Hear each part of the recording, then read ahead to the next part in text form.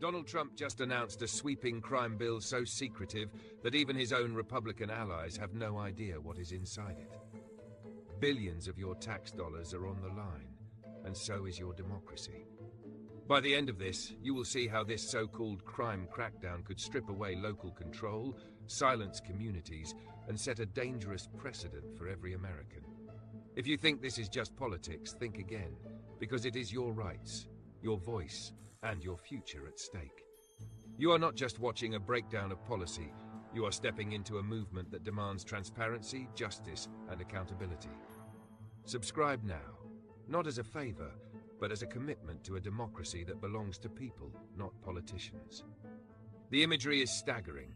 Federal agents patrolling the Capitol, National Guard troops stationed on city streets, yet crime in Washington, D.C. is at a 30-year low, according to independent data. And still, Trump is declaring an emergency. Republicans themselves are baffled. They have no text, no timeline, and no real clue what this comprehensive crime bill even means.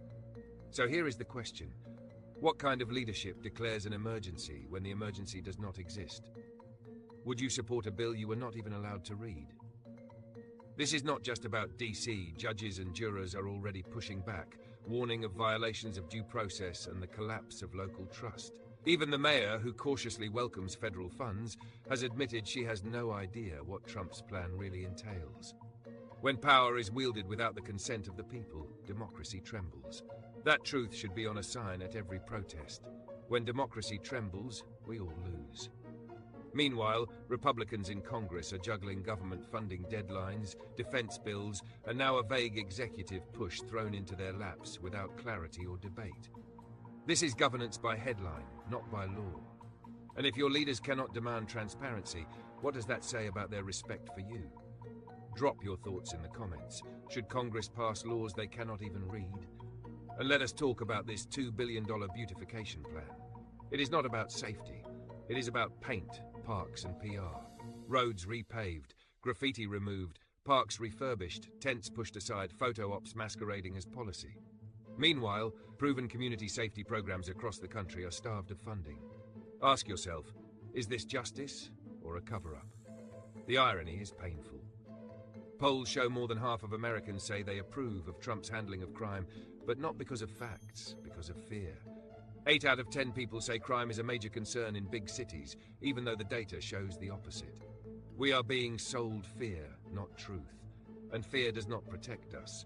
Democracy does. Here is the contradiction every American must face. If you believe in equality, in justice, in the promise of democracy, how do you reconcile that with silence in the face of authoritarian overreach? Governing by spectacle is not governing. If this feels wrong to you, then you cannot be quiet.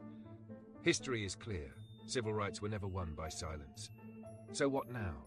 Demand the text of the legislation. Demand real hearings. Demand accountability from every senator and representative who shrugs and goes along. Because when laws are passed in the shadows, they do not just target a city. They set the stage for what can be done to you, to your neighborhood, to your family. If this shocked you, comment below and let your voice be heard. We have only scratched the surface of Trump's comprehensive crime bill chaos. Smash like, drop a comment, share this with at least one friend, and subscribe because silence is complicity. Republicans themselves are scratching their heads over Trump's so-called crime bill. Do not mistake this for confusion. It is a warning shot. And if we let it pass without resistance, the next target could be anywhere. Your city, your rights, your democracy.